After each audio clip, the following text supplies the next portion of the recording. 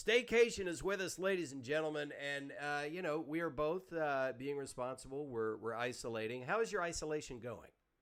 It's good right now. I still eat the same amount, which is hardly anything, and I still inside all day. And yeah, the routine's like it's exactly the same. It's Yeah, pretty fun. I dig the background you got going on there. What's that background? Yeah, okay. Oh my goodness. I'm hoping I could like one day move. You have no Yeah, people don't understand how small my apartment is. They're like, oh, right. self-isolation's bad. Right here. I don't know if you can see this right here. On this side, I got my Okay, bathroom door. right. Right here. Literally, I could reach and touch it. Okay, Here's my bedroom door. okay, That is my hallway, okay. kitchen with a bar stool and countertop. Go down tiny little hallway. You get your staircase up, and you're outside. Okay, see, Box. I'm in a box. This is my whole apartment right here. yeah, you've got I saw your YouTube video because, like, a lot of people know you, obviously know you from your stream, but you also have all this YouTube content that people really enjoy. And I've been getting more and more into the content as well. But I only put up one video a week, and that's all I have time to be able to edit and put together right now. But you have a YouTube video where you show your setup, and it's not just your Yes. tech setup, it's your apartment because it's basically like Yeah. one area.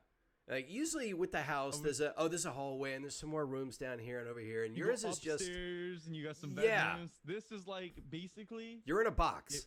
yeah, you're in a box. And if you were to rent out an office, I'm basically just living in the office. Okay, So yeah, but that's it's nice. I mean, you got some bar stools there with the, Exact- with bar the stools, chrome yeah. base, and flashy. yeah, yeah, and your setup is really nice. As a matter of fact, my wife has done some photography. She saw your ring lights and she said that's what you need for your studio. Yeah, the ring lights are nice. I got two. I had one, but I got two because otherwise it'd be like completely shadowed. So it looks Yeah. No, that's nice. I'm going with ambient light here. We have a 2-story condo we're in, and it's kind of weird because it's a building. It's a nice building, but it's on a hill, and so we're in the back, and so the top floor that you walk in on is the living room, the dining room, the studio where I have like my wife's music set up, and I have my tech set up, and then behind me, I'll show you guys. I've done this before, but I use the the same green screen that you do, the Elgato. So when I lower this, so this is my voiceover booth right here. Oh, holy smokes! But that's a cave inside there. That is dark. That's so pretty sick. Wait, because you got the acoustic foam, so it's completely. And what kind of It's- mic do you have up in there? It's pretty good. I got the Shure KSM32 condenser mic, which is a pretty good mic. It's broadcast quality. I've used it for jobs since the pandemic hit. Everything's kind of like shafted to the side a little bit. I don't know. Even like the gym has been a really really big like change because normally I was going to the gym and everything, and I actually like just got myself back up going to the gym again because I took like a solid 8 months off when I first started YouTube. Uh-huh. I used to play football before this, and then I went cold turkey, like never working out, and then I got back into it, and then the virus hit. So then I didn't do anything for a month because I'm like, oh, it'll be open next week.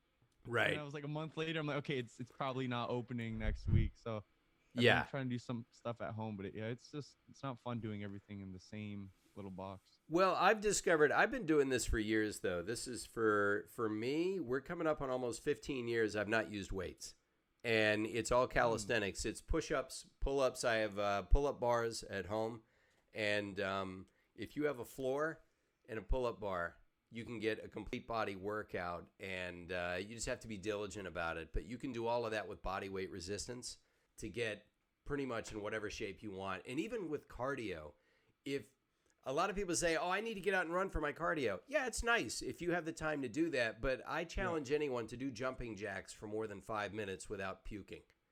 So, Facts. yeah. Facts. So- Even jumping rope make you puke as well. Oh my Yeah. goodness. People think, oh, I can't just stay in one spot. It's not enough cardio. Oh, then you're not doing the right cardio, my friend.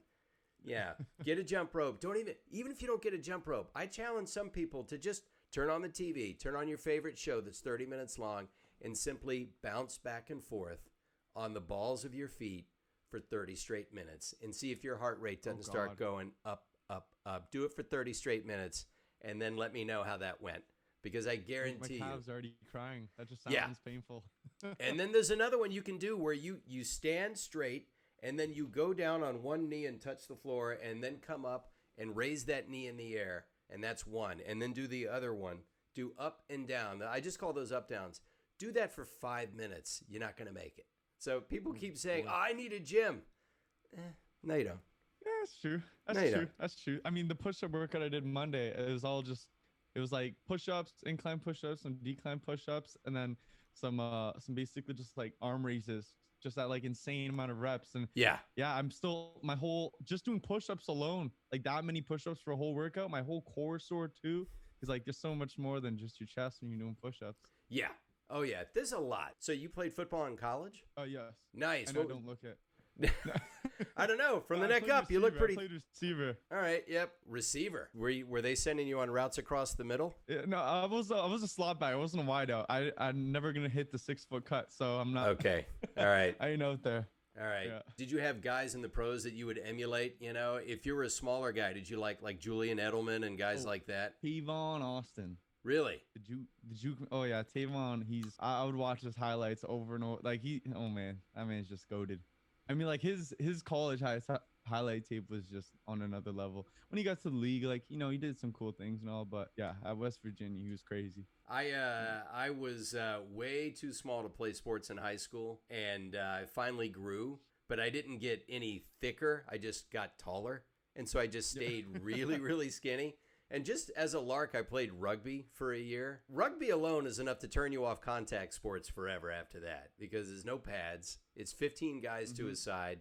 And you don't usually see a guy making some sort of breakaway juke and juking everybody out. It's just like, no, you got to slowly get that ball down the field. And it's like an outdoor bar fight. It's just crazy. It's ugly, yeah. I had friends who played in high school, and that was just, ooh. Yeah. Away from that.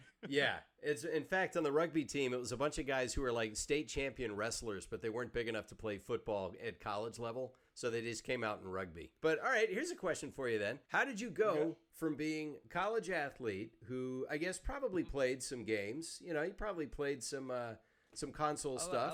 Yeah. Yeah, but how did you get to be Staycation? How'd the name come about? How did you get to where you are right now? Okay. The name Staycation, I get this question a lot every day, like on stream.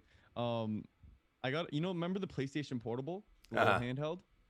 I got one of those, and I had to create a PlayStation account because when I got my first game was like I had to redeem it online. So I was like, okay, I got to create a gamer tag, and then I was coming up with like all the craziest names, like right. Like back in like 2013, everyone was like XXX, like Asian knifer, like XX, like all those like crazy names and everything. So right. I was like, all of them, like they're all taken. I couldn't believe, I was literally mind boggled. So I was like, Grandma, like, what's that word you said earlier in the day? Like we were coming back from the grocery store, and she's like, we'll have a staycation. And I was like, okay, I'll try that. I plugged in the word staycation. It was available. I'm like blessed, and I've had it for like I don't know how many years now. Like it's been over 10. It's crazy. So that's how like the name came about. Okay. But then I got into YouTube. I honestly until like a year and a half ago, I never even thought of YouTube. I played football like my whole life, all through elementary, high school. Want to like go play in the States, ended up playing in Canada. This wasn't good enough. But yeah, I came out here to Nova Scotia because I got a scholarship to play football at St. Mary's University, and then I ended up meeting a friend named Brett Barrett, and he was also on the football team for training camp only in my first year. And then he ended up leaving 2 weeks into training camp because he was a YouTuber as well. He needed Madden videos and all that. So I never really spoke to him until 2 years later when I ended up leaving football because I just didn't see a good future through it. And then when I left football, I was really I did business school in university, so I want to try to start up a business of my own. So when I left football, I want to start up a speed and agility business. So I ran that, and him seeing an ad online through Instagram asked me to participate in one of his IRL YouTube challenge videos. Okay. And so I did that with him, and then that sparked the idea. 6 months later, I told my boss I was going to the bathroom for 30 minutes and called him up and was like, yo, how would I like get into YouTube, or like what would I need to like start up? And then from there I just got some equipment and posted a video every day since, and I mean, really it. Consistency just gets you where you want to be every And day. you studied business in college, you said, right? Yes, marketing. Okay. So here you have the athlete background, which means there's got to be some discipline because you got to train. Yes. You got to learn. You got to learn plays, and especially it depends on the kind of team you're on. But some teams are just all about the offense, and so they're going to hand you this thick playbook. So you got to learn that. So discipline, and then marketing. You understand how to identify your product, reach an audience, all of that. So Exactly. to me, yeah, it doesn't seem like it's blend. yeah, it's not a mystery that you become really successful this quickly. Look at your background. Thank you. I Yeah. appreciate that. Yeah. Actually, now that you point that out, it's like they are like completely different from like making videos, but in terms of like the cores, it kind of like blends together Yeah. to this Yeah. feel kind of. Yeah, I guess. Right. You know, there's all kinds of parallels you can draw, but let's say on a football team, you have two kinds of players: the guys who are gym rats. They're first to go in, they're the last to leave. They love to work at their skill set, and then there's the guys who just get by on pure talent. And you can tell it's like this guy doesn't really care about exercise. He doesn't care about learning the plays. He can create his situation and make it work. But that always, at some point, you hit a brick wall. Unless you are like once in a generation talent, at some point, they're going to put the work in. So if you're one of those guys that is used to putting the work in, when you get beyond that arena, you get out into the world, you've got a better skill set that's going to work for you. With streaming, there's so much stuff I'm still learning about it because the marketing is one aspect of it. Just running a stream.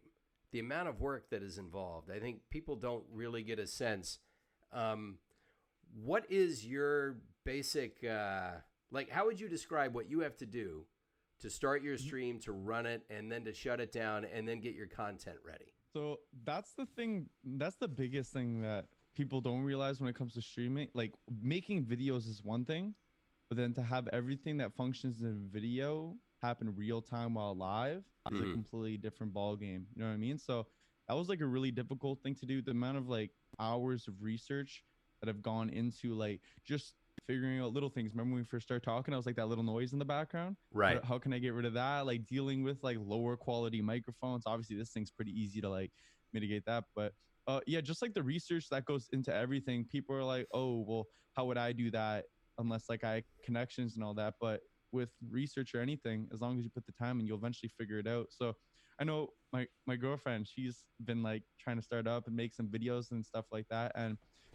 she's going through the same process. Obviously it's helpful if you have someone help you, know what I mean? But right, anything's possible if you have to do it yourself. So things like I got to do when I start up my stream, I mean, things have gone a lot simpler now that I have the hardware to do it. Like I have a nice mix amp, so like if I want to, I can lower and raise my voice, raise the game, all in like one little interface. But before, you know, it's just like you got to go through like digital settings, like you're dealing with like the OBS mixer and all that, which is a little less inconvenient, but it's still completely functional. You know what I mean?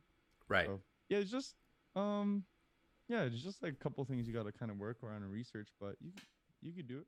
Yeah, I'd be shocked if there was something you could not learn on YouTube at this point.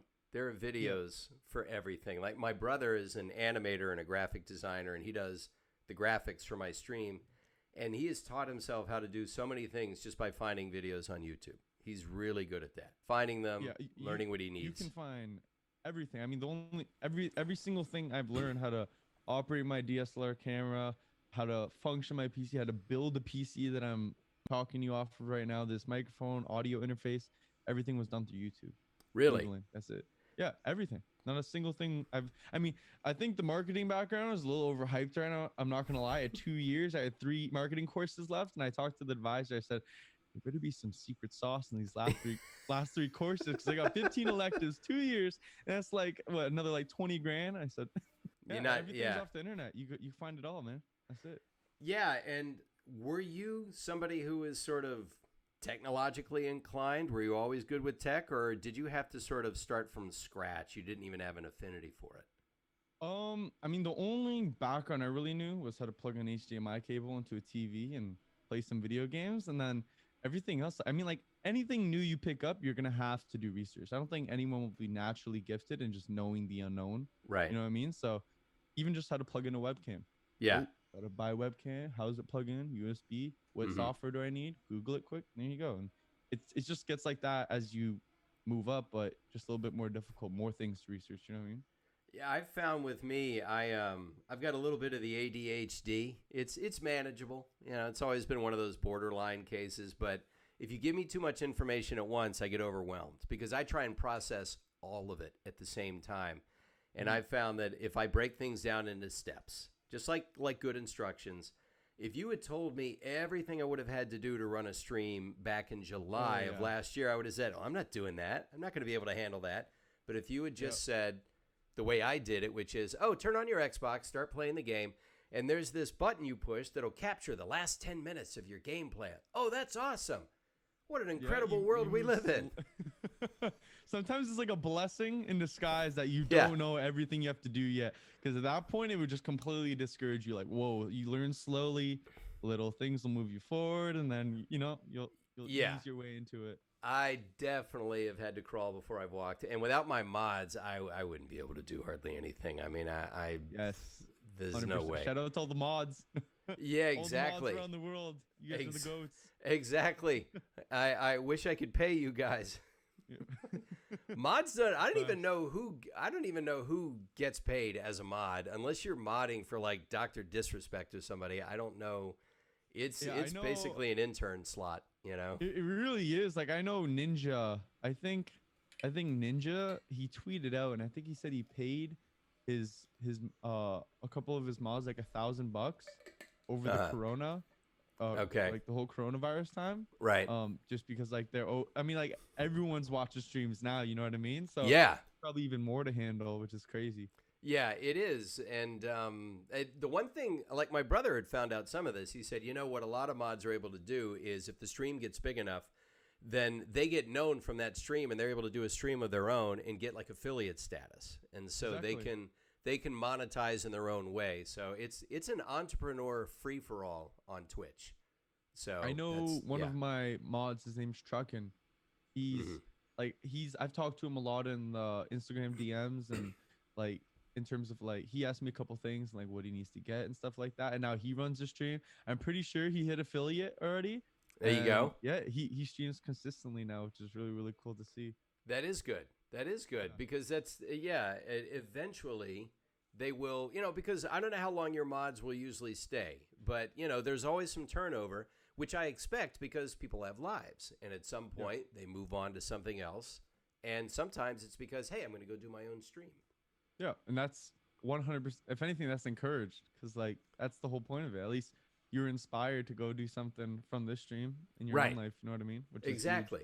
Now, could you see yourself? I mean, you're like I said, you're still pretty young, and it's hard for me to not come off like a grandpa saying this stuff, especially wearing my flat cap. This is I dig it. It's sweaty. I know. Well, once the hair is gone, you got to put something stylish on. But this is like back in the 80s. This is what my granddad would wear when he would go out and drive. Not when he would just go out. He'd had to be driving before he put this on. So, and almost like he would just say, no, this is just for driving. And then later on, it becomes more of this fashion statement. It's interesting to see somebody come out of college and even decide, I don't need anything else college is trying to give me because I know what I need right now. It's interesting to see somebody come straight out of college and jump into basically running their own business. Is this something you thought about when you were younger, or is this just something that was in front of you and you thought, I'm going to take this opportunity?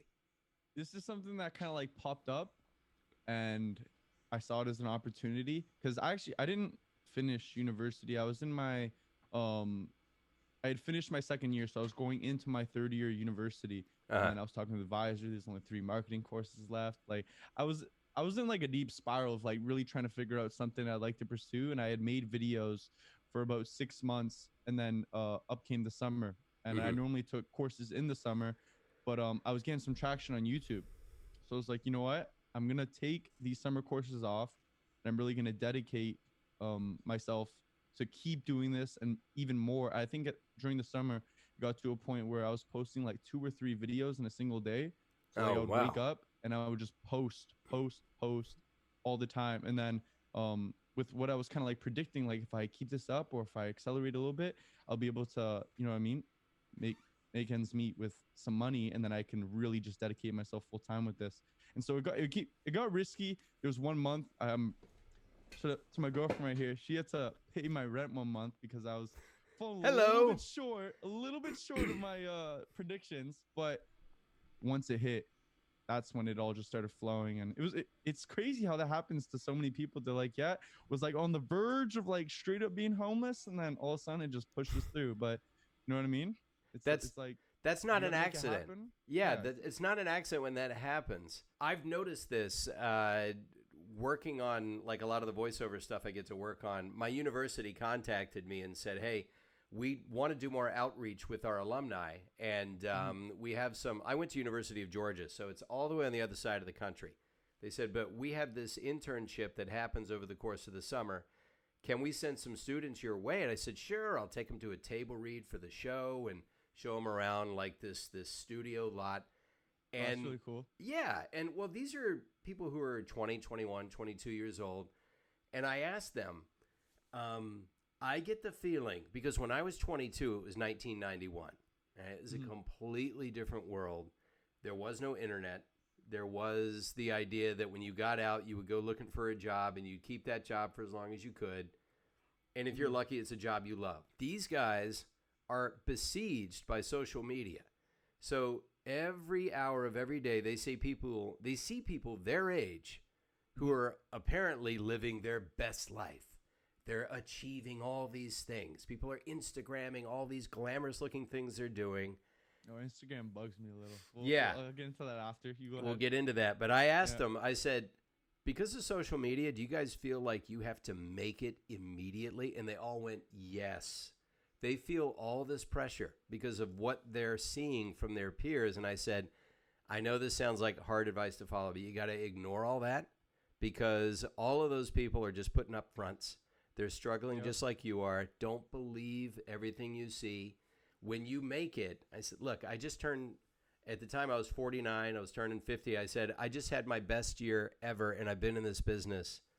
I mean, I've been out on my own for almost 30 years, and I've been in the show business in one form or another for, 27 years, and I just had my best year ever. It is a marathon, not a sprint. It is, exactly. And so the fact that you went from, being, you're almost homeless to suddenly you're making it, that was a feature, seems to me, of the hard work you put in, the everyday hard work, and you didn't get distracted by what your peers were doing.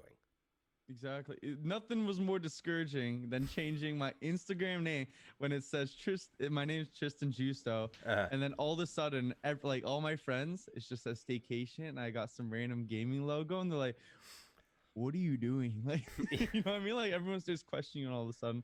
But no, yeah, you're right. I mean, like if you put in the work and you put your head down and work towards it, I mean, great things will just end up happening. The one thing I know, my girlfriend, she just graduated. She finished her last exam. Congratulations to her. It says congratulations on graduating. What did she get a degree in, if you don't mind my asking?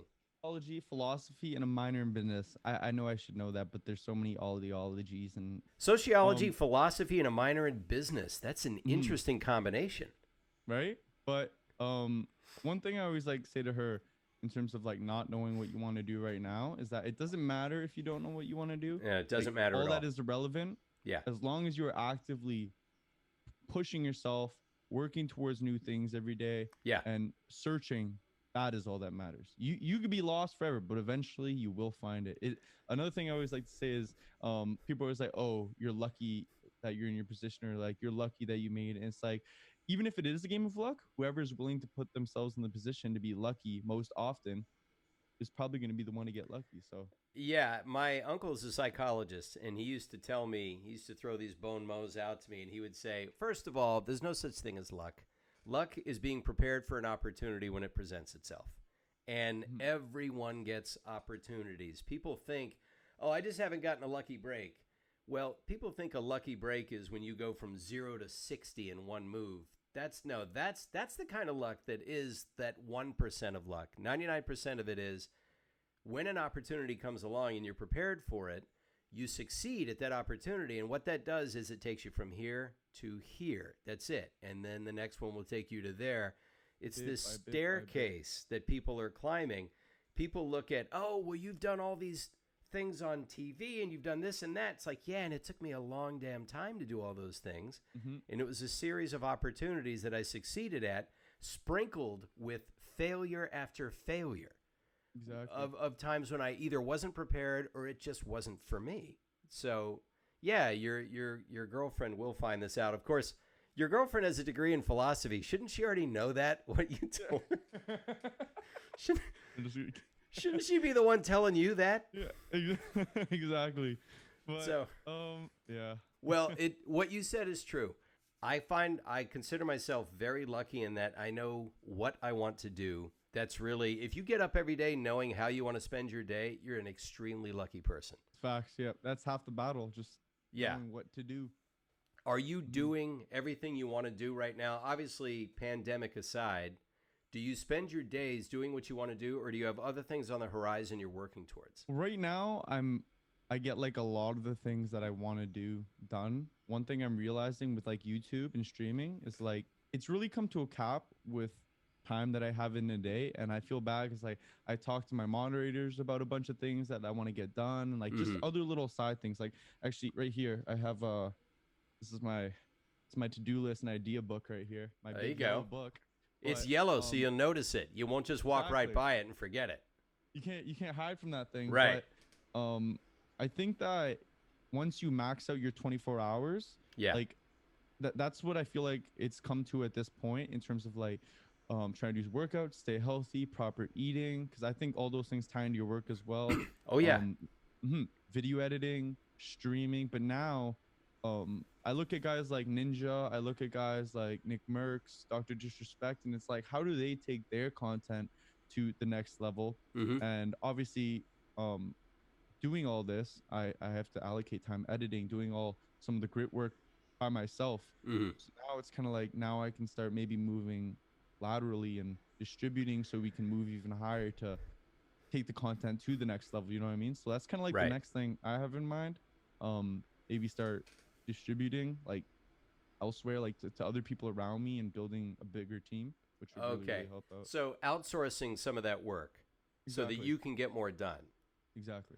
Yeah, I've noticed that like I have my schedule is takes me in many different directions. I have brought my brother in to help me do some editing, to help me do some tech work, because I realize yes, if I want to continue to move up this staircase, I have got to do it with the same amount of time. I'm not adding any hours to my work week. And it's what you said. You've got a 24-hour day, and you feel like you're already maximizing the time you have. And so you're right. You've got to build out. And so are you searching for those people, or do you feel like you've kind of already got them in place and now you're figuring out what work to give them? No, I don't have them in place yet, but it's definitely something like I've been realizing that I need to like definitely like an editor would help out so much. Like in terms of like making YouTube videos, because that's more hours I can stream, that's more hours I can do into research, to doing new things that got me to where I am today, you know what I mean? Right. Like constantly looking into new things, because the moment you get comfortable, the moment you stop doing new things is the moment you're probably going down, or you're just staying in the same spot, you know what I mean? Right. Staying in the same spot probably isn't ideal. You're probably going down. That's very rare you just stay in the same spot. How much of this do you feel like you intuitively learned, and how much of it is in you discussing what, like with your girlfriend? Oh, well, what do you think about this approach to life? What did so-and-so, what did Plato or Aristotle say about this? Is this still relevant today? Yeah, I think when you talk about like building a team, obviously I don't hire or pay my girlfriend, but my girlfriend is a huge support and help in like everything I do. Right. I would not be able to get everything I need to get done in a day if it wasn't for her. If anything, I probably would have already been moved out more laterally to like other people and distributed more work at this point already, because it wouldn't have been able to be accomplished. But we keep each other humble. We definitely like talk everything over with each other, whether it's ideas, whether it's next moves, whether it's anything. And in terms of like the I don't know, like the discipline and all that, I definitely growing up playing football, and my father, he was a really really really strict man, Uh, but it was all because he cared. And right. I don't know, he just I learned a lot from him in terms of like when times get tough, you know what I mean? Like there really is, there's gonna be tough times, but there's nothing that's not manageable, you know what I mean? Yeah. It's gonna hurt a little bit, but that's Yeah. about it. Well, and some people get afraid of that pain. They feel like, Mhm. I don't know if I can go through this. And sometimes the only way you realize you're going to be able to make it is because you've gone through versions of it. Exactly. So, You got to learn. It's just uncomfortable for the time being. Like never like a year and a half ago when I first started YouTube, I remember I was talking to my dad and he suggested a lot of things business wise, and I never like even just hearing about it, I was like, ooh, like I was intimidated. But now, right. like I'm fully incorporated. Like Oh, you're incorporated. I'm incorporated. So Smart like man. YouTube, everything's run through the business, and then obviously I have an accountant now, and we talk very closely and tightly with like everything financially. So like a year and a half ago, I would have been like, whoa, but you know, Yeah. it's a little risk, and it's something that like my father, he's on the other side of the country, so going like calling up I remember when I did get incorporated, I had to call up a lawyer, and I was like, hi, I like to incorporate. And then he's just like, what do you do? And I don't even know what I'm talking about. So you gotta Right. take like these little uncomfortable risks, but then once you do it, it's like it's whatever, you know what I mean? It's nice water bottle, by the way. I like that. Why, thank you. This is a little bit of the swag. I didn't get that old ways sculpture that you got, though. Oh, So, you didn't? no, that's for streamers. That's for streamers and Oh. guys like you. Well- Yeah, let's see that. Nothing's more good looking than your boy Mirage over here. You got to love that. Little bamboozler. You gotta I love that. The tongue. I love the tongue. Yeah, that's got to be nice, though, when they send you stuff. You know, when they that, think like, enough of has you. me jumping off the walls every time those two little things they sent me. I was a little kid, bro. Like opening a Christmas present, I was screaming. Yeah, It was- we were yeah. we were lucky. We got to go tour the Respawn offices, and they had some stuff for us. They had some shirts and hoodies and bags and things like that. So yeah, and I got a nice signed picture of all the legends and all the devs, and everybody signed it. amazing. So yeah, that was really cool to do that. And now I have a running joke that Vince, the CEO of Respawn, he was originally supposed to come on my stream, and he had to keep rescheduling. And so he's never been able to come on. I'm sure he'll make Well, his way. now it's a running joke. Now I almost don't want him to come on so I can constantly talk about how he's avoiding my stream, because he went on Johnny Young's stream. He went on Crypto's stream. Oh, did he? Oh, Yeah, you and can he tell said, young. yeah, Oh, no, go my bad, ahead. my bad. Well, No, he it's said, okay. I'm just doing this to piss off Pathfinder. I thought, this is actually funny. We should keep doing this. But yeah, Oh my tell God. me what you're going to say. Yeah, you just don't tell him, but Pathfinder's clearly the superior legend. It's okay. I know. Yeah, we I'm, all now know that who I'm on everybody's PC, meaning. Yeah. Exactly. I definitely want to run some games with him, because I told him when I finally came to PC and got some stuff sorted out. Yeah. We get some games. And speaking of which, more adversity, I was dealing with it for like months. Finally yesterday, I can play, can record, can stream all on the same PC flawlessly now. So Okay. because I was playing on console before, so it's a huge plus. I'm excited for that. Yeah, Johnny streams, so you guys should squad up. That would be That really would be fun. so cool. Yeah. Yeah. I was thinking about I know the number one crypto. I've talked to him a couple times. His name's Ill Spooky, and he has like, I think he's creeping up on 30,000 kills with crypto Really? already. I don't know how that's possible, but Good imagine God. the voice Imagine. actor of crypto, the number one crypto, and the you. lookalike crypto. The lookalike all on crypto. one team. Oh, that'd be cool. Now, do you the lookalike crypto? So do you have Korean ancestry, or Yeah, is it I'm South Korean. Yeah. Oh, really? Yeah. So that's I why I think- take so yeah. much like pride in crypto, because we're the same ethnicity. Okay. But, yeah, it's super cool. Did you grow up speaking more than one language? My mother can speak fluently. She Okay. was born in Seoul. Okay. Me, I could say grandma and grandpa, and that's about it. All right. So, I could say how many and how to be, and that's it. okay. Well, I think Johnny will teach you a few phrases, but yeah, let's make that happen then, because I don't have a PC. Candiru, who's a bud of yours, Candiru is doing some research for me.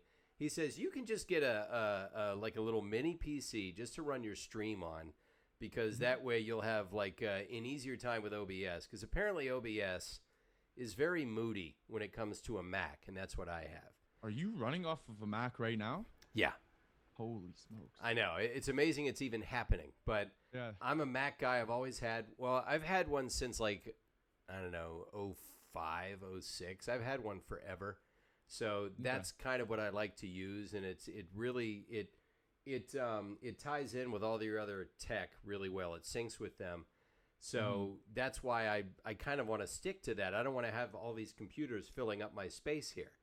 But I feel you on that. But once you switch to Windows, I was a Mac guy too. Right. And like the only thing I miss is reading text messages on my computer. But I mean, it's a matter of just my phone's always on my desk anyway. It's not that big of a change. But the things you could do on a PC are just night and day. Trust me. Don't you catch more viruses on PCs though, because they spread faster because there are more of them? Like 1998. All right, this is my okay boomer moment right there. Last century. It's good. All right. Well, here's a question for you then. You got your big bad yellow notepad. You got your to-do list. Yep. Are you one of those guys that thinks, okay, here's what I'm doing today. There's next week, there's 6 months, there's a year, there's 5 years. Do you think in terms of that, or because of the tech involved, because Twitch and online and platforms change so rapidly, do you sort of cap it? Say doesn't make sense for me to think 5 years down the line because of how fast everything is changing. Definitely. In terms of like major, I think there's like business moves that you can plan for in the future, and obviously those are a bit longer term because like you said, platforms don't come out every day, but they do come out, so you can plan for those. I see a lot of people like Shroud is making a TikTok. I'm like, I've been considering making a TikTok. I don't know if I'm gonna do it, but it is like the reach on there is incredible. You know what I mean? TikTok is just it's crazy viral. And then like even I was talking about TikTok with my girlfriend, and it's definitely generational. Because I think she watched a video and they said that TikTok is the second most used social platform now. Oh, really? Like for a certain demographic. I can't remember what it is, but like I personally, I don't even have TikTok. I did have it. I deleted it because I was just getting addicted. So it's okay. I know it's working anyways. But yeah. In terms of like content and videos, I do plan. Like I'll plan anywhere from, like the day before to at most almost like 3 days in advance, because I know updates drop. I know when updates drop, it can make content irrelevant. So honestly, regularly on the daily, like my regular routine, I always just doing the day before. I stream, I go in with an idea, and then I can edit it up for the next day. But yeah, I mean, other than that, like if I know an update's coming, then I could plan a bit more in advance, and like especially when I have some problem like the monitors yesterday, in advance as well. But you know, honestly, sometimes you can ask me what I'm doing tomorrow. Yeah. What are you gonna do tomorrow? Well, I mean, I'll find out. I don't know. No idea. I actually don't know. I have no idea. Well, that's actually a good skill to have, is to know that, because a lot of people couldn't do that. They would say, no, I need to know in advance. If you've got enough confidence in your process, then it's okay. You don't need to know what you're going to do. It's the process itself that's consistent, but you never know what you're going to do. You know what I mean? Like, I'm sure I'll figure it out before I go live today. I have not been able to predict where I would be with this, because for literally years, like back in 2014, before I ever thought about something like Twitch, I don't even know how long Twitch has been around, but in 2014, my brother and I were trying to make other kinds of content happen, because he's also an artist. So he was drawing a comic book. I would write the story with him. Then we would make these little videos, and nothing would really click until the idea of streaming came along. And I thought, I had to be introduced to streaming and then get into it and then build out an audience to where I'm interviewing people. That all happened in less than a year. And this was in my late 40s that I came to this. So at 22, if you asked me what I was doing, I was saying, I'm waiting for the next open mic night so I can get on stage and try this new bit I'm thinking of. If you had told me, where are you going to be in 28 years, interviewing a 22-year-old who's really successful in a new platform that I'm trying to learn, I would have had no grasp of that. So sometimes you can't go too far down the line. There's no way you'll be able to predict it. I never thought I'd be talking to the voice of Pathfinder, my new favorite video game. Like, just insane. Like literally insane. Yeah, you just don't know. Isn't that funny how things happen, Staycation? Nujumbi money is so. See, there's a crypto crypt. Yeah, there's a crypto. Yeah, see, Slipping in my addition. I have no idea what that meant. I don't either. All right, so you're gonna have to ask Johnny. You guys will get on. All right, I'm gonna go ahead and plan out. I'm gonna book your. I'm gonna book your next. I'm gonna text Johnny right now. Maybe I shouldn't. He might not be awake. Actors in L.A. They're all sleeping in. I'll tell them later. I say, hey, look. All right, I got Staycation. You guys are gonna squad up, and you're gonna have to teach them some Korean. All right. Yes. So honestly, that'd be dope. Yeah. Talk to my grandma. I can definitely. Yeah, I can promise that will happen. So for sure, you're on a PC. So how can that not happen? That'd be a crime if it didn't. But okay, so you got your stream running. You're building out, and you're considering other platforms. But in the meantime, you have your crew around you, right? You kind of have like a regular crew of people you play with, or does it rotate a lot? I've gone through like a lot of experimenting with like people I play with and everything, and I love, especially when I play video games for 5, sometimes 6 hours a day.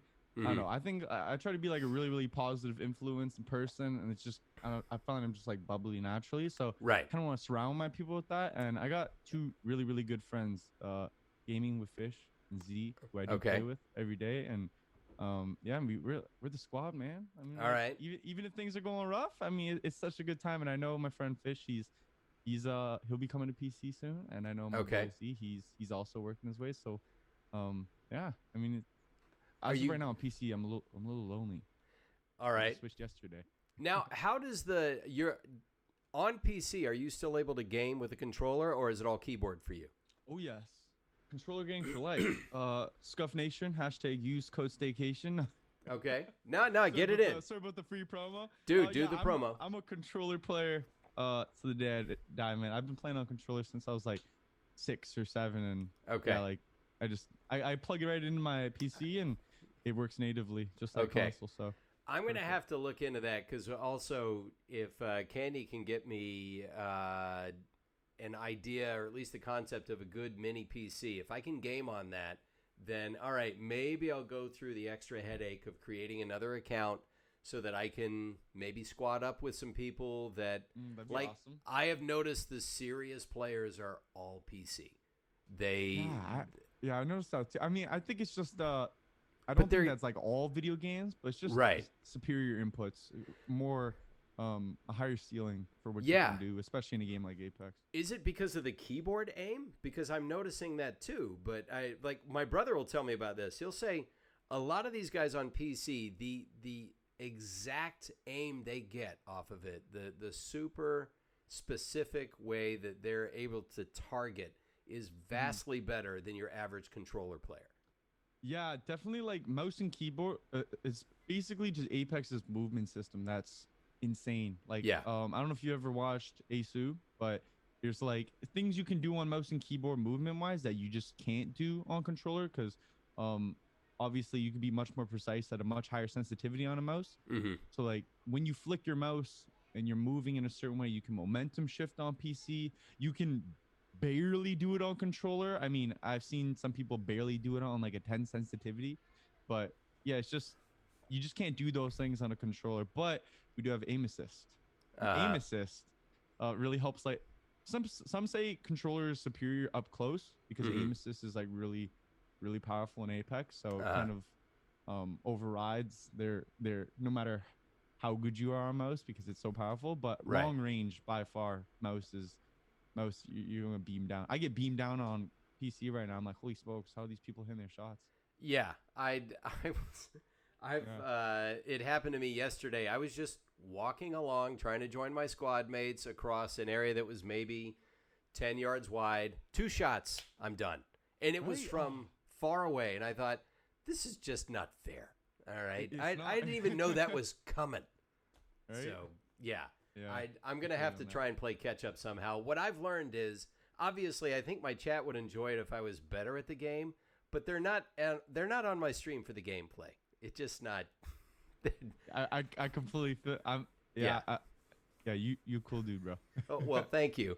It helps to be the voice, but now are your squad mates, your usual crew, are you guys all about the same ability, or does somebody have like a little bit of an edge every now and then? Does it go up and down? Is it a competition?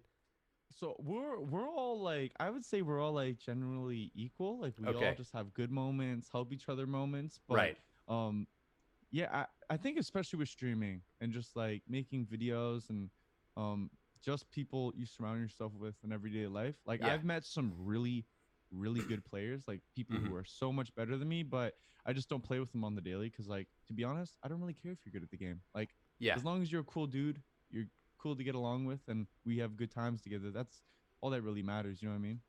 Like, Absolutely. as cheesy as that sounds, like when you're going for the long run, the Yeah. marathon, Yeah. that's what's really gonna matter. You know what I mean? Oh, People who yeah. will uplift each other. As they say, you rise or sink to the level of the company that you keep.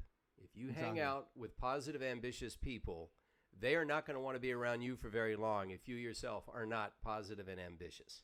So, Exactly. unless there's that one guy that okay, we got to get this one downer guy because maybe we'll all work on him together, and over time he'll start to lift his You game up. lift him right up. Yeah. Yeah, Exactly. we'll pull him up out of his funk, you know. So so yeah, you were talking about the movement of the game, and here's what I noticed. I do a tryout Tuesday where I game Tuesday through Friday, or I stream Tuesday through Friday. So on Tuesdays I play a different game, and whatever it is just so I can do something different. And I like to joke and say I also call this half my normal viewers day because if I'm not playing Apex, they're like, all right, we're gonna yeah exactly. Yeah. So I played Assassin's Creed 3 on Tuesday. It's an older, Assassin's Creed, but I love the game. And yet, as much as I love playing that game, when I jumped into Apex later in that session, the movement was insane. It's just so much smoother. Any shooter you Yeah. play, it's Yeah. just. It doesn't mean the other games are bad games because they don't Yeah. have that movement. Because that's definitely like a style of shooter. It's kind of like Right. when Call of Duty was doing jetpacks. Like that's a style of game that some games do, but it's just I don't know. It's works so nicely and it's smooth. Yeah. Feels good. Now, playing the game as much as you do, I would say, how many days a week do you stream, first off? 7. 7 days a week. Not Yeah. taking the break. All right. I now think yesterday was my first day off, and like, yeah, it was my first. Okay. In a long time. In a long time. Now, this was before the pandemic, right? You were still doing 7 days a week? Yeah, of Or course. okay, all right. Now, do you see a point where you might say, "All right, time to take a day off," or do you feel like I don't want to lose this momentum? I want to always be at it. See, that's like the curse when there's the free, like you have the freedom to, you know what I mean, do things yourself, and it's like, oh, I could take this time off, but then it gets to a point where you never want to take time off now because it's like you kind of like become into a workaholic, but in terms of like Apex, like a playaholic, I guess you could call it. Yeah. But yeah, no, I definitely yesterday when I did not stream, I felt kind of like lost. I'm not gonna be real. I was like, oh my god, what am I doing with my life? Like my day isn't consumed right now. It's not maxed out, but it's other things. You know, it's relaxing. I felt really Right. good, and I feel like refreshed today. I don't know how to explain what I Okay. do. I feel really nice. Yeah. Well, think of it in these terms. Do you train physically? Do you physically train 7 days a week, or do you feel like, my body needs a recovery day? Your body does need a recovery day. Okay. Same with your mind, but it's just Yeah. it's harder. I don't know why, because like you don't feel it. I mean, you do feel it, but you Yeah. think you just power through. You know what I mean? Yeah, because at 22, you can power through. Oh, at 22, I didn't get hangovers. No, I didn't have to go at it that hard, And at 22, I could eat all the bechamel sauce on breadsticks I wanted when I worked at the Olive Right. Garden. And that sounds good. yeah, I know. Yeah, it was real good. Yeah, and if you want to talk about not making any money, when I was 23, I moved out and I was started to becoming a stand-up comic, and I would do a gig here and there, and I would work at the Olive Garden during the day. I made $9,000 my first year out on my own. That's it for the entire year. Now, of course, this was 93, so $9,000 went a little bit It's like farther. not too bad. You know what I mean? But That's I a don't lot know of what it- it's a lot of ramen noodles, is what that is. That's a lot of ramen noodles. But Yeah. I learned I have a friend who's 10 years older than me, and he's like my time machine. It's like, oh, that's me in 10 years. That's what I might be like. he used to tell me when I was in my early 20s, he said, when you hit about 27, 28, you're going to find that a hangover takes about a half a day to get over. Used to be you'd get up, you'd have a little bit of a headache, you have a glass of water, you're fine. About 27, 28, half of your day is devoted to getting over that hangover. And then by your 30s, you're not getting hangovers anymore because you're like, I'm done with this shit. I don't want that anymore. Yeah. So, yeah, and he was right. 27, 28, I thought, I'm kind of wrecked right now. And I started to realize, all right, pace. Got to pace myself. So with my stream, 4 days a week for me. Now, part of it is because I have another career. The stream is just an adjunct to what I do. You know, my career is voiceover, but I'm building out the stream. But I find having those 3 days off, I can't wait to get back in on Tuesday. Now, you might have the exact same feeling doing it 7 days a week. You might get up every day and say, I can't wait to stream. But it might be interesting for you to kind of mess around with that day off and to see, am I more productive on those 6 days than I am on an average day when I do 7 days? That's very true. Now that you mentioned that, there definitely is, especially like right now, you're the end of seasons, all this stuff. Like even if I incorporated it beginning of season, everything, you know what I mean? Content like becomes drier. There's not as much to do and all that. And there's definitely times where I've been streaming and I'm just like completely burnt out. I'm like, I could straight up log off like 30 minutes in and be like, I'm done for the day. Like I don't. So maybe you're right. Like I honestly should just take the extra day off or something just so you do come itching back like that much harder. You know what I mean? Well, I think that'd be really good actually. Yeah. This is data for you, and I know if you're meticulous and you're process oriented, you probably like information and data too, and you can verify this. But there's a thing as the 40-hour work week. Everybody's kind of familiar with the 40-hour work week, and a lot of people wonder how they came up with the 40-hour work week. And I can't say for sure, but for the most part, the studies they've done have shown that people are productive up into about 40 hours in a work week. Everything you throw at them after 40 hours, and in a lot of cases, it's more like after 30 hours, their productivity level drops. And they spend more time goofing off. They spend more time procrastinating because their productivity, their efficiency, their effectiveness just starts dropping off. And so you might experiment with the idea of asking yourself, all right, I'm putting in X amount of hours. After this number of hours, am I dropping off? Am I doing the exact same amount of productivity in fewer hours as if I just sort of kept clocking in based on routine? You're almost wasting time at that point. Like, are you really getting anything done at that point? So you're able to save that time and use it to recharge. Yeah. Or you might say to yourself, all right, if I'm taking 1 or 2 days off, I might stream slightly more hours on those other 5 or 6 days, but I'm enjoying it just as much. And with those 2 days off, now I have a different set of activities I can devote my time towards, and this is stuff I never got to do before. So there's a balance there, but I'm just throwing out ideas because when you say 7 days a week, I say that's pretty impressive, and you might be the type of personality that just lives for that. You might be able to do that. But if over time you start thinking, it's a little bit of a grind, the data is there to prove that you might be just as effective in a shorter period of time. Okay, I appreciate that. Honestly, I'll definitely. You can Google that. Yeah. Like I'm definitely thinking about it like heavily as we're just talking right now because it's true. Well, you might Google it and then come back on your stream and say, EDGEVOICE is full of shit. Wasn't even like close to being true. What do you mean? If I see you on Kings Canyon, fucking sniping you first, bro. Noob. Potato. I gotta get my brother to distance. I gotta get my brother to come up with a potato graphic for me. He created a toaster and the toast pops up and it says OK and Boomer on it. So that I just throw that up on my stream. I say, dude, the next graphic is gonna be a potato. All right, because that's forever. A potato with a flat cap on it. That'll be me. Yes, the flat cap is key. Yeah, exactly. Branding, marketing. So, all right. You know what? We might need to take some questions from the chat here too. Okay. But first of all, I want to ask you, what's the most common misconception people might have about you? Not just about like streamers or gaming, but about you in particular. Is there like a common misconception you're always running into, and you can like clear it up here, at least for the duration of this interview? Oh, I'm getting like, I'm blanking out right now. I'm really trying to think. Common misconception. Like for me, Yeah, sometimes people will ask me, oh, if somebody approached you with a voiceover job doing this or this, would you take that job? And I said, with very rare exceptions, I take all voiceover jobs because it's a volume business. There, like people think that the voices of these characters in this game are all living in solid gold houses because we do a voice on a game that's really popular. But that's not how it works. You get paid your session fee, and we don't get residuals for this game. That's not how this particular game works. So there are a lot of misconceptions about voice acting and about acting in general, and I'm always happy to clear those up and address those on my stream.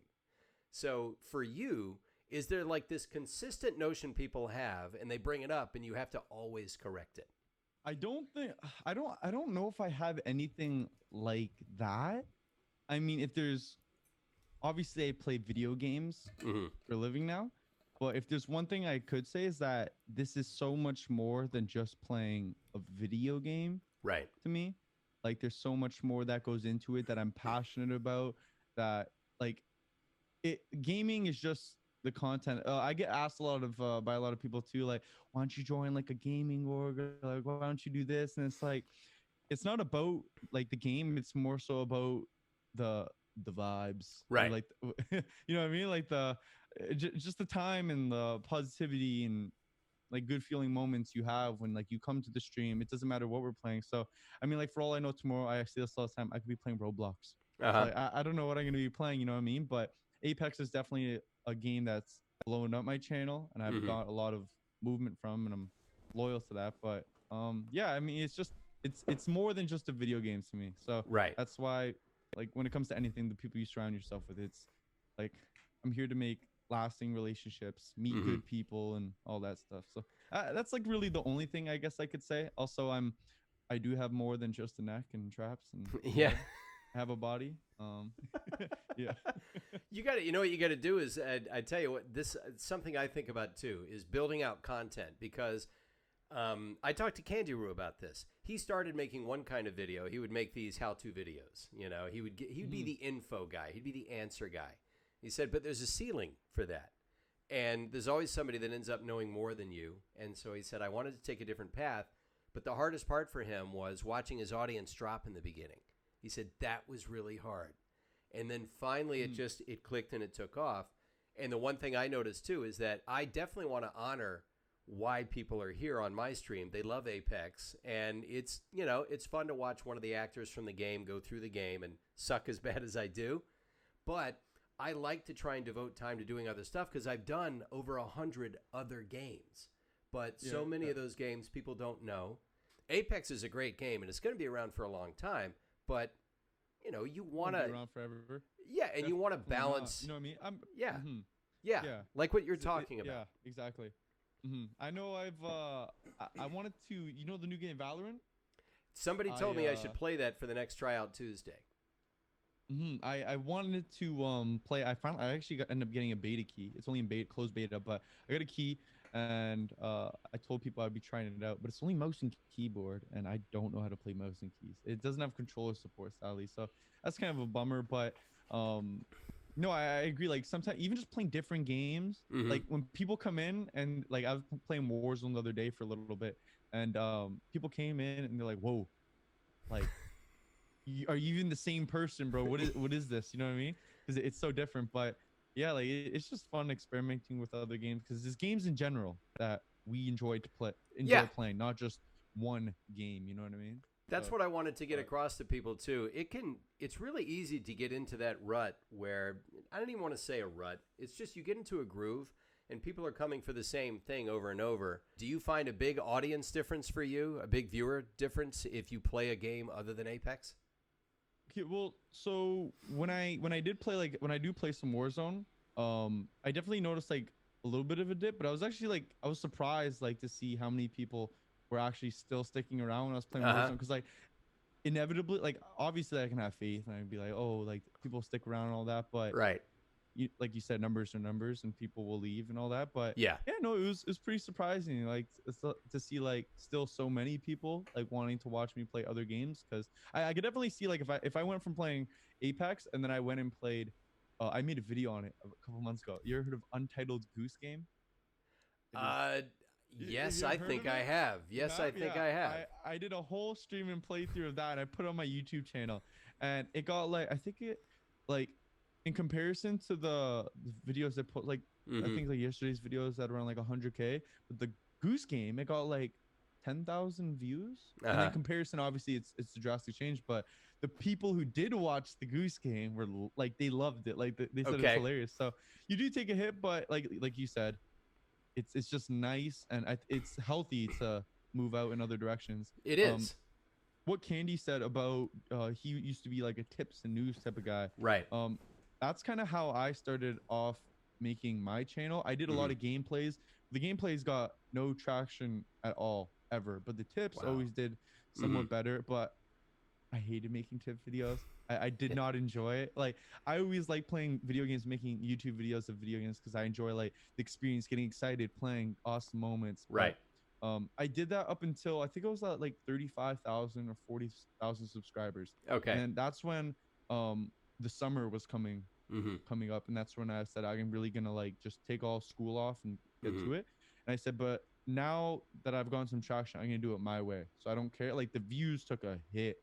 I was Uh-huh. going from like on news. I did some news videos. I was getting like 40,000 Uh-huh. like views a video, like at that size. I was like, wow, this Right. is amazing. Post some gameplay. I think like one of the videos that did like by the end of the night, it was like at like just over 1,000. I was like, this is That's not even. I I'm gonna have know to go that back to feeling. school. I know that So, feeling. Yeah. but over time, you stay consistent, stay true to what you want to do. Mhm. Once you get some actual, because you can't be oblivious. You know what I mean? You Right. need some momentum, and then yeah, I mean, now we're here. Yeah. This is that's right about the level I'm at. I'm at about 32, 33,000 subs on YouTube. And Mhm. I know everybody knows the analytics are so good. You know what videos are clicking, how long it takes them to click. For me, Yeah. consistently, anyone I interview always gets me the highest viewership on Twitch. And it doesn't necessarily get me the highest viewership on YouTube. It depends on how related it is to Apex. But I am consistently starting to choose, at least once a month if I can, somebody to interview that is not directly affiliated with Apex, because I want to see where that audience is. But it's tough because Yeah. that first 24 hours, when that video hits, you're looking at how it's doing. And I used to be addicted. To Yeah. that analytics app, man. That can be a curse sometimes. I remember when I Yeah. was like first, during that summer, I was like a flick machine. You don't even know what I'm talking about. Going like this with your phone, Yeah. flicking, refresh. But yeah, I mean, definitely that sounds like a good, because obviously like this isn't something anybody else does. And Right. yeah, people like for Apex, but I'm sure there's a lot of other people who play other games who would Mhm. love to see other people interview. You know what I mean? So Right. this honestly is a really, really cool like niche. It's almost like I'm Jimmy Kimmel Yeah. or almost like It's a the Joe. vibe I'm getting. Yeah. It's honestly really, it's chill, it's fun, and it's Yeah. like, it's not like all right, next question, this that and Yeah. that. Like, you know what I mean? Like, it's just, Nah, this is a hang. You know what I'm creating here is, yes, I'm doing some gameplay, but it's really more about bringing on interesting people too, and exactly. working in the voiceover stuff. Like with what you keep coming back to on your channel, your stream, is that you're about being positive and having these cool experiences with people you like. Exactly. So- and just having awesome moments, because like you said, you can go to Apex from anyone. I mean, Yeah. you could just experience it yourself on your own PlayStation or your PC or anything. But Right. yeah, so yeah, I mean, you want that to translate across other games, and like you said, when you don't do other creators, like Yeah. when you do interview people who aren't playing Apex, Mhm. obviously you don't have like the same retention, but Right. it's gonna spread to more people. Yeah, it's trying to broaden it out. And it's funny, I'm like you. I love to obsess over data and analytics because there's so much information there, and you love to see the numbers change, but you can get addicted to it. And after a while, I've really like I wouldn't say I'm so much like addicted to it anymore. I've definitely like really cut it out. Like I Right. think there'll like when new stuff drops, like an update drops, Hmm. I like to keep up because I'm like, oh, it's exciting. Like let's see how like this new stuff is doing. But during like the regular routine or whatever, I kind of Hmm. I don't know, I just kind of stay away from it. And then I'll like check back sometimes in like once of the day at the end of the day or once every 2 days. But Hmm. yeah, I don't know. It keeps it exciting too, I guess That's that way. yeah. The one thing I would love to be able to do, and I can't because I'm a Twitch streamer, is have seasons. And you can't Mm. just take a few weeks off to recharge, make a bunch of content, and then come back and start throwing it all out there. Your content is the fact that you're on there daily Yeah, or that. weekly. Mhm. But then that's where your YouTube comes into play, which is huge. Yes. So like, there's like a different appreciation for it because like I think like a lot of people who do watch my YouTube channel or like Hmm. watch these interviews on your YouTube channel, they know that this probably happened live. You know what I mean? Like they can Right. just like in the way you interact with in the video as well. But I think people appreciate that in a different way. They appreciate behind the scenes made stuff for YouTube. And Yeah. then like yeah, like your YouTube definitely like helps your Twitch grow. But Yeah. I know it is kind of annoying that your Twitch doesn't really grow unless you're live, but your YouTube, like I said, YouTube Yeah. will And do some of that work that's behind the true. scenes. It's perspective. I almost have to think of it as okay, the Twitch is not a seasonal thing, but you're right. You can make your YouTube seasonal so you can focus certain kinds of content or at least a volume of content in a seasonal way and just use the Mhm. Twitch as your foundation of your content that way. Because Exactly. otherwise, Yeah. yeah, that's why I take those 3 days off. I need the break to recharge. But then again, that's where I am. And so, Mhm. yeah, it'll be interesting. I'll keep my eye on what you do. I'm going Okay. to come Yeah. back No. and Yeah. Cause Stay's yeah. going to say, yeah, I'm down to 1 day a week, 24 hours in a row. You don't like it, tough. I'm in Turks and Caicos this week, Yeah. chat. Be right back. All Man. right. All right. Well, I tell you what we'll do. I got a heart out myself. And you're streaming later today, aren't you? Yeah, I'll be live around like 4ish p.m. my time. I'm gonna go do a couple more things before I Okay, do get gotcha. on. But Gotcha. All right. So here's what we can do is we can throw it to the chat for some questions. Well, here's one from iTemply, iTemply. Why is Staycation not in the sore top 40 list, and what do his tattoos mean? You can answer as much or as little of that question as you want. ooh. Okay, so the sore thing, I once again I told y'all earlier, I get asked that like every day.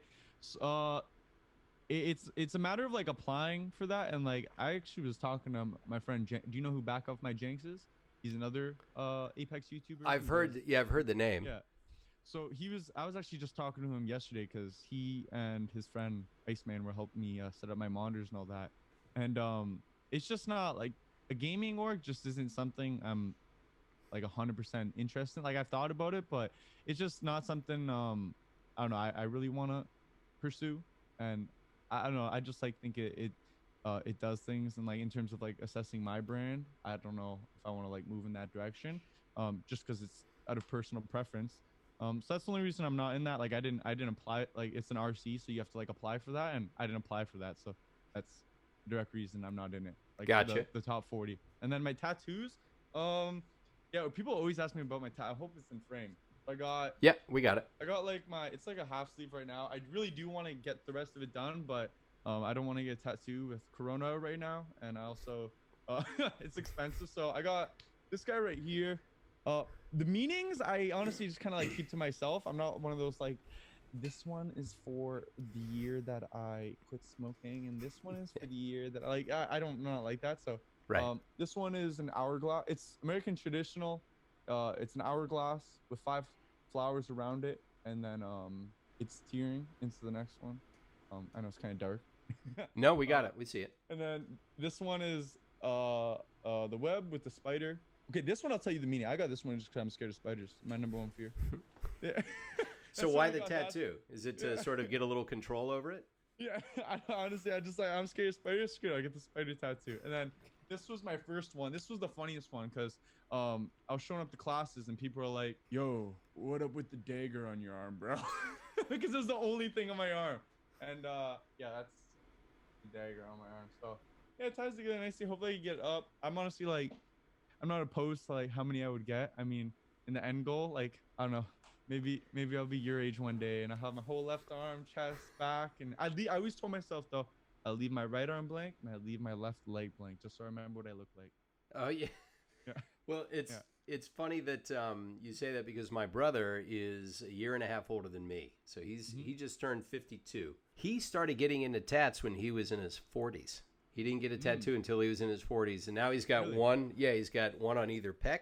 He's got stuff on his hands. He's got sleeves. Yeah, and he says it is kind of addictive. So It is. It yeah. is in a sense. Yeah. But, and then even what's not fun though is you feel sick after you get a tattoo. It's really weird. Oh really? Like, do you have a tattoo? No, I never got one. You don't? So I know this one, the one on my elbow, all the line work and everything took forever. That one was like a solid 5 hours laying down, and like after, you know, when you ever like fallen off a bike and like really hurt yourself, Yeah. and you kind of get chills that night. It's kind of like that outburst of adrenaline all day long. You feel like chill. You just feel sick after. It's weird, but All right, so that's yeah, it. That's but part of the experience of getting that's it. not the addicting part. The addicting part is just like adding on to the collection, I guess. I think if somebody wants to make a ton of money, they have to come up with tattoo ink that lasts for about a year. Because the one thing I've learned is a lot of people who get body art, they're addicted also to the process. And if they could, they would sometimes get something else, but it's really hard to get a tattoo removed. And it's a long process. So if you could get a tattoo that would last about a year, and if you still like it, just go get it re-inked. But if you don't like it, it'll fade. Clean slate. It's like a big Etch-a-Sketch. You could just shake it up. Yeah, that's true. A year's a good time. I mean, like, you gotta get regular tattoos touched up anyway. So Yeah. Go through a cycle of the seasons with it and think, yeah, I don't think this. if Yeah, I you don't, really like it, you can maybe just get it permanent. it's like, yeah, I don't, Okay. I don't think my Ariana Grande Forever tattoo is going to age well, so I'm going to get that inked over. And this is going to say The Weekend after this. All right, so yeah. See, I know what the kids listen to. I'm such an old man. All right, let's grab another one here. Music. Yeah, trendy music. Yeah. Look at the stream elements coming. Yeah, I know. Yeah, somebody's a petition for me to get a Pathfinder tattoo. If I got a tattoo, it would probably just be like my social security number, so I'd never forget it. Old man tattoo. Here's one from Mr. GQ3. Favorite football team, NFL or CFL? What position did you play? Missing your stream. All right, so yeah, he was a slot receiver. But are you more into the NFL or the CFL? Because it's a different game, as you know. Me personally, I'm more into the NFL. I don't really watch the CFL. I am from Hamilton, Ontario, so I'm a Tiger Cats fan. All right. I mean, you have to support your home team. Yeah. And see, I am a Pittsburgh Steelers fan. I've been a Pittsburgh Steelers fan forever. All right. I haven't been watching much football, so like I'm not like a true fan. So like don't go asking me, are you excited for their upcoming draft pick? Because I honestly have no idea who they're picking. But if I do have a team in the NFL, it's the Steelers, and it's funny how they're all yellow. I swear I'm not one of those people who picks their favorite team based off of color. But yeah, I know Pittsburgh Steelers is my team, and I got like some of their merch at home back in Ontario. But, Gotcha. All right. And then I played receiver. Yep. Here's one from Stumbly Ghost. Stay, I've been basically following you since your YouTube days, like when you had under 1,000 subscribers. Just wanted to ask you, what are you looking forward to in Apex Season 5? Season 5. Okay. So, apparently, there's a new. Okay, I'm gonna talk about a couple things here. Sure. Tomorrow, I have a friend. His name's iLoot Games. He data mines for the game, and he said there's apparently a LTM that's gonna be coming tomorrow, where you test with dropping with shields and pistols in game. So I don't know if it's just up for like speculation, but if it does happen, that would be really cool in Season 5, because then you get rid of like the dying off rip with no shield, no gun. You'll at least have that. But Loba, oh my goodness, bro. From what I've seen of Loba, she's a main, bro. Crypto, who's Crypto, man? Yeah, I'm excited for the new legend. Yeah. Okay. Yeah.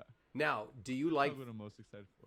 Do you like the idea of introducing a new legend every season, or do you think at a certain point it should flatten out a little bit? I like a legend new every season. I do. I think for because you have to take into consideration us who play it every day. You have to take into consideration people who only play it on weekends, a couple times a week, and two new legends a season. That's already like enough to adjust to meta wise for Hmm. like pro players. So having two new a season, that would just be way too much for everybody. I think. I'm gonna be real. I lost the question. I need the question again. Okay. Well, in other No, no. words, I should like I they? blanked out. Well, I asked this of Ragtag too, who likes to Uh-huh. play a lot of Apex. He likes having deeper characters and not as many of them, whereas Tanner Slays, who plays 8-10 hours a day, Yeah. likes having as many characters as possible. Do you have an opinion on that, or is it just gameplay and No. the number of Yeah. characters isn't as much of a factor? I definitely think like I said, I think one legend a season is good. Okay. I do think the seasons are like a tad long right now. Like they're a little bit shorter. I always find at the end of every season, it's like the last 2 weeks. Just, Mhm. I go crazy doing it every day because I'm like, there's nothing to do. So Okay. if they could just pull it back 2 weeks, new legend, we're good to go. Is Yeah. there something you would like to see in the game that you haven't seen yet? A new feature, a new wrinkle in the game, something you would love, like from the point of view of just a pure gamer that you'd love to see more of in the game? I'd like to see bigger squad because I know why solos are in the game. It's just not healthy. But I think bigger squads, like maybe 4 or 5 man squads, could be super cool to see. That'd be interesting. Constantly having LTM in the mix, like a different game mode, like a fresh Uh-huh. kind of concept-y game mode. And I mean that would really do it for me, to be honest. Like Okay. yeah, those are my main things I would just really really really like to see. All right. It's one from Lil Helper Boat. Love to hear tips for getting better as a console gamer. I've plateaued and I'm really trying to get to the next level. Any tips on how to get through that plateau? As a console okay, so here's the thing. Playing on PC, playing on console is completely irrelevant. Your skill in the game, whether it's on PC or console, completely irrelevant. Obviously, like you're gonna want to be good enough so it's like bearable to watch. Like if the voice of Pathfinder can play, then anybody can play, right? Yeah. You don't have to You know play what I it mean? well. Yeah. You just have It's to like it. Exactly. You just have to like it and bring yourself to the table and obviously push yourself. Like if you're editing on a PlayStation, because I know there's people who edit on a PlayStation, maybe the next step there is learning how to edit on a laptop. And Mhm. if obviously say your content like the storage or anything, you know what I mean? You always have to move up, but the skill is the last of your worries. You just have to really enjoy the game. I'm sorry, that wasn't a jab. People are Yeah. saying I roasted you. The point is you just have to love the game or like the game or even just want to try it out, and that's it. It's just, Yeah. there's a lot more to content than being good at the game. Right. Being pro at the game is only relevant when you're trying to win money in tournaments. That's it. Those guys are they're just a different level Yeah, of some of human that's being. like naturally gifted. They're just Yeah. gifted at that, and they've been doing it since they were a kid. You can't learn some things when like even like at this age, like if I was booty at video games, Yeah. there's probably no like saving me at this point. Like I'll get better, but not that good. You know what I mean? Right. Yeah. It's like on the football field.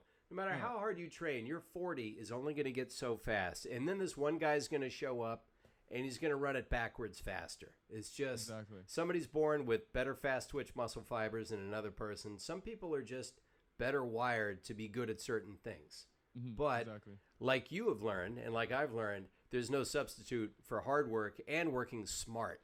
So, yeah, if you want to get better, there are ways to get better.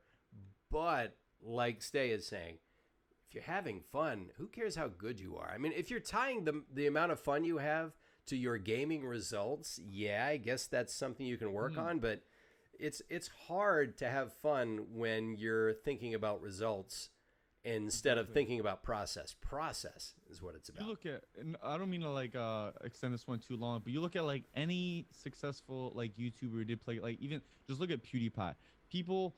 PewDiePie is not the goated gamer. He's just a cool guy. People like watching him, and yeah, people come back for him. And like if you really want to take it to the next level, once you've figured out your content, your production value is also something that people really consider. Yeah. Upping your quality, just learning new skills and video editing techniques and all that.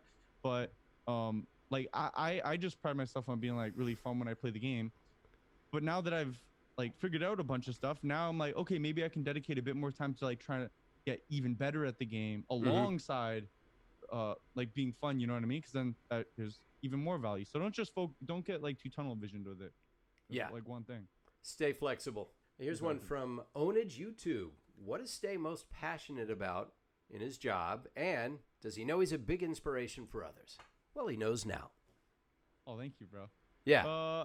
Okay, what it stay most passionate about his job? The thing I'm most passionate about, obviously, like, is bringing that energy to other people. But I think just like giving an example of like I don't know. I've always like through football, like positive energy doesn't translate too well with football. If anything, I just called annoying a lot of the time. So like, but I think like just showing that like hard work can, if you're consistent with it, I think it shows to a lot of people that you can really, as cheesy as it sounds, do anything. Because like, Mm-hmm. who would have thought you can make this big of a YouTube channel happen within like this small year that I've been doing it? You know what I mean? Like, it's, you could really just work towards something and make it happen. Gotcha. Yeah, Lil Helper Boat that asked the question about plateaus is not interested in streaming or content, but the answer still applies. If you don't get hung up on your results so much, because probably you're thinking about getting better and better in a game where you're not playing the game, you're playing other players. People have to remember that too. It's not like I want to get better at Assassin's Creed. Well, you're not playing multiplayers, you know, or other players. You're playing the game itself. You can get much better. But as everybody else gets better, then yeah, you can just try and maintain your level of your I guess your level of approach. But yeah, I guess the best way to put it is improve your process, and the results will come. And maybe the best way to improve your process is just try and work smart. You can, if you're not learning from your mistakes, then you're probably not going to get better. Like, I don't learn from my mistakes. I tend to do the same stupid shit every single time I get wiped. It's like, oh, because I ran in there and I didn't move while I was shooting. It's so hard to avoid it. You do the same things like, I just did this last game. Yeah, I will say Tanner Slays on a previous one said that what he likes to do is he'll go back and, as they say, he'll look at the tape. He'll look at what he did. And he'll see, oh, yeah, I should have zigged when I zagged, and I should have moved left when I went right. So he learned from watching footage. So go back, look at footage. That's very true. That'll help. Yeah. All right, here's one from It's Smarty 10. When you started content creation, how is it like promoting your content? What would you say really helped in growing your channel and your community as a content creator? All right, so Okay, when you perfect. first started, you said you weren't getting a lot of views. When I first started, I wasn't getting a lot of views, but people always get this mixed up, and like not just with YouTube, but with everything. It's like, oh, maybe I need to network more, maybe I need to do this, and sometimes people do all this dance around what actually needs to be done. Mm-hmm. And I think like with YouTube, the number one thing that needed to get done was putting out a video every single, like from the day my channel has been active, there's never been a video that didn't go up every single day. And Wow. what, like when that goes through like 365 days later, like I think there was like a stat posted on do you know who Frisk is at EA? No, I don't think I know. No. Okay, well, anyway, I think like he took a stat and showed like some of the top Apex creators. I think I posted 425 videos in the first year. So that's like the number one. That's the number one thing you could do in terms of YouTube, in my opinion, to promote your video. Mm-hmm. There's more of you than there is of everybody else. So people are gonna be bound to run into you. But one thing I did, which you just be careful because you don't want to like upset people. Don't be skeevy about it. But my friend Brett, remember I told you he had a YouTube channel, Madden. He had this program when he first started, and it was like an automated system, and he could send out DMs, and he would like message mass amounts of people and be like, hey, would you be interested in that? So I was like, oh, he's like, that's how he promoted his videos. So I was like, how can I message people?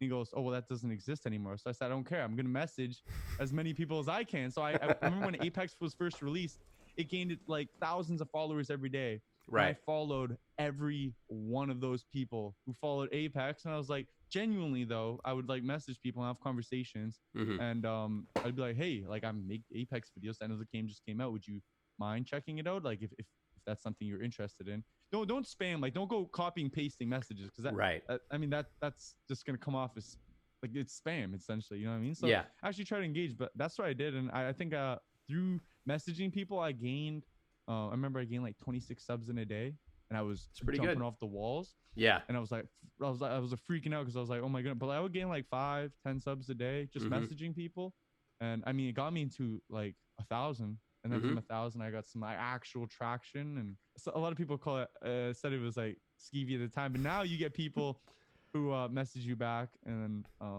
you know, the same people that were telling you to f off, the same people that were like, oh yo, like Yeah. didn't see it, bro. Whoa, dude, like so sorry, bro. I'm like.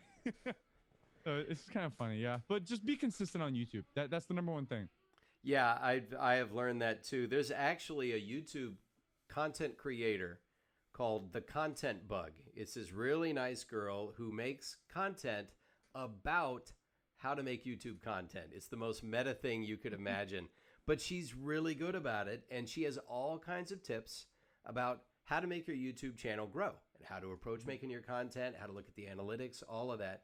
So if your goal is to grow, and it's my goal, it's Dave's goal, there's always a bit of information out there. Always be looking for, okay, what's something else that can give me an edge? But yeah, I agree. If you're consistent with your content, like I'm once a week, every Friday at 5 p.m.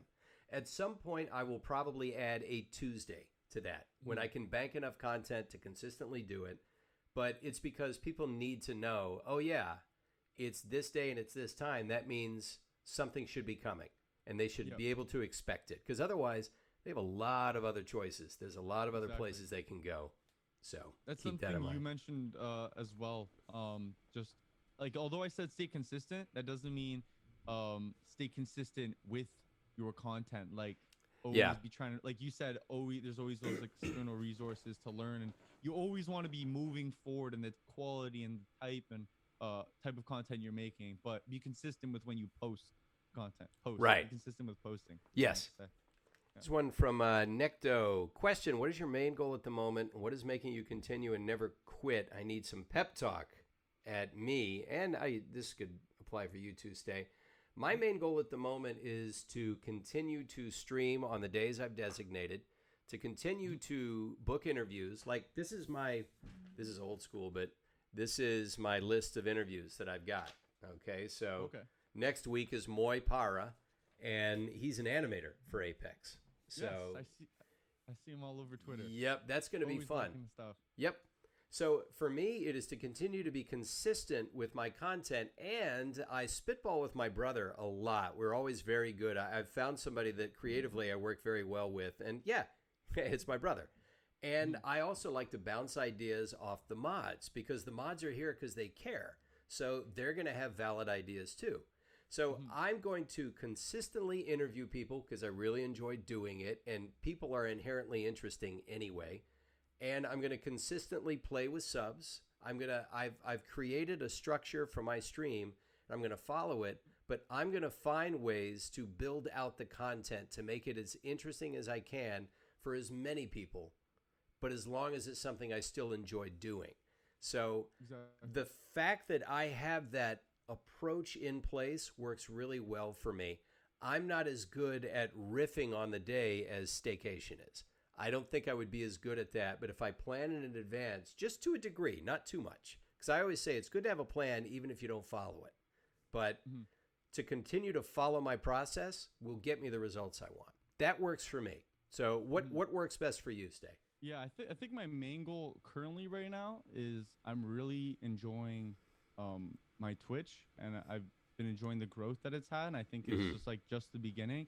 I really want to like dedicate myself to growing my Twitch even higher than it's been before. And I when it comes to like making content, I was playing yesterday because I didn't get to stream yesterday, and I was just gonna like play a couple games, see if I could get some recordings. And I truly don't enjoy playing video games nearly as much when I'm by myself as I do when I'm on stream. Like I played like 3 games, and I mean, who am I talking? I'm talking to myself. You know what I mean? Like I can do like, there's those typical like YouTubers doing like those comms with themselves over a game, but like they're not. I don't think anyone can be truly passionate talking to yourself. I mean, maybe you can be, but I just really enjoy making content streaming. So I've been doing a better job at like promoting my Twitch through my YouTube, so people like, because I feel like some people might just think I just play and post it on YouTube, but yeah. I want to see my Twitch really take new heights in the next year, hopefully. And then Okay. what keeps me from like not quitting and staying consistent is it's actually a quote. One of my favorite YouTubers, his name's Hollow Point, and he always he made a community post about it, and he goes, the only day your YouTube channel would ever be dead is the day you stop posting. Mhm. So I don't know. I'm just like, I have like this itch. Like every day, it's just get something new out, get something new out, get something new. I just like, I don't know. I just like the process, I guess you could say. So there you go. I just enjoy it. Yeah. When you love to do something, it's easy to keep at it. And it's not a grind. Exactly. Like yeah. every day you wake up, I'm like, all right, like the editing, I'm not going to lie, like editing. That's I've a done it grind. So much now that I'm just kind of like, okay, That's a grind. I feel like I can like allocate this, but every day stream time comes around, I'm like, all right, we get to go, we get to play, and like we get to hang out with everyone. It's gonna be lit. Yeah. And I told somebody this too, that when I was first starting out in comedy, I had a college degree. I could have chased a different career, but I wasn't interested in that. Nothing was going to keep me out of comedy. I went to the open mic nights. I would go the rest of the week and hang out at the club. Even if they didn't have open mic, I would sit in the back and watch. And they started letting me in for free. I've never paid to get into a club in my life. I've always just sat there and watched and learned. Nothing could have kept me away. And there were all kinds of obstacles and hurdles, but I didn't care because I was going to do this. There was nothing going to keep me from doing it. When you find something that makes you feel that way, and by the way, when that passion for stand-up went away, I got out of stand-up. Now I do this. You're not going to keep me from doing this. When my passion for it wanes, I'll do something else. So this is window dressing. The fact that you're streaming and I'm streaming, it's just a one way we express how we like to connect with people and game and play, do things we love. If that platform changes, fine. You're not going to stop looking for that connection. It's just the way you express it will change. Shift. Yeah, exactly. Yep. Kristalum, my mod, is asking, what platform does Staycation play on? So you're on PC now, correct? Yeah, I still have my PlayStation. I am going to be trying to stream on PC today. Okay. Yeah, I definitely plan on moving to PC. Gotcha. Controller, though. All right. Here's one last one from Go Bucky. Stay, who gets to play as Crypto when you, Johnny, and Lil Spooky team up? I'm going to leave that to Lil Spooky. He's the #1 crypto in the world. He's got all hands. I'll play Pathfinder. There you go. Well, he's my solid second main. All right. Pathfinder Wraith. This leads into our last little feature of the interviews I like to do. Now, when I have the legends on, I make them ad-lib with me as their character. I don't make them, but I give them the option. They always take it. But when somebody's on and they're not like an actor or VO person, I say, okay, here's what I'll do. I'll give you whatever Pathfinder line you want with your name in it. I'll give you a voice line. You can interact with Pathfinder however you want. So it is in your hands, Stay. Whatever you want from Pathfinder, except I won't curse. Pathfinder doesn't curse. So I could tell you to say one thing? Well, yeah, except I'm not going to roast anybody either. People are always asking me, oh, can you say this? So-and-so is trash? And I'll say, I wouldn't do that as Pathfinder. Just a minor roast. Just a minor roast. One of my favorite Pathfinder quips is, you're a bum, friend. I love that. Every time he says it, I lose my bananas in game. It's hilarious. So if you could say my name and then just say you're a bum, Staycation, you're a bum, friend. I would hold on. If you don't mind, like, sure. I can't record it because you can't. All right. Well, this will be on the VOD anyway. This will be on the VOD, exactly. Yeah. So that would be the icing on the cake for me. Yeah. Hey, Staycation, you're a bum, friend. Oh yes, I am. Let's go. High five anyway. Yeah. Staycation, you're a bum, friend. You're just going to have that on a loop. Staycation is a bum. That's a Twitter clip right there. I'm sorry. Somebody's clipping that. Don't worry. That's getting clipped. All right. Thanks, I want to thank you for taking time out of your day. I mean, you're 7 days a week at this, so I'm surprised you had time to do this. I'm very thankful that you could take time out and grace us with what you have learned already, because you have booked some serious experience and knowledge in such a short time. I'm very impressed, I got to say. Thank you. I appreciate you, man. Yeah. Seriously. Thank you. And This was awesome. No, this was great. These are like but honestly though, these things are the things that you do, like YouTube and Twitch content for cool experiences like this. It's awesome, man. And it's a pleasure. I think that's why you have the audience you do. You're not just good at the game, you are really putting out a particular vibe. And that's what I try and cultivate as well. So you're bringing in the people you want. And I think the real aggro, douchey gamers, they're not going to bother stopping by. They don't know. They want other aggressive people. And, you know, it's like, yeah, I don't like being around that either. So thank you again, my man, Staycation. I'm going to have to get a PC. Can I virtually shake your hand? Virtual handshake. There we are. There we are. There we go. Awesome. All right, man. Thank you, man. I appreciate it. It was a pleasure.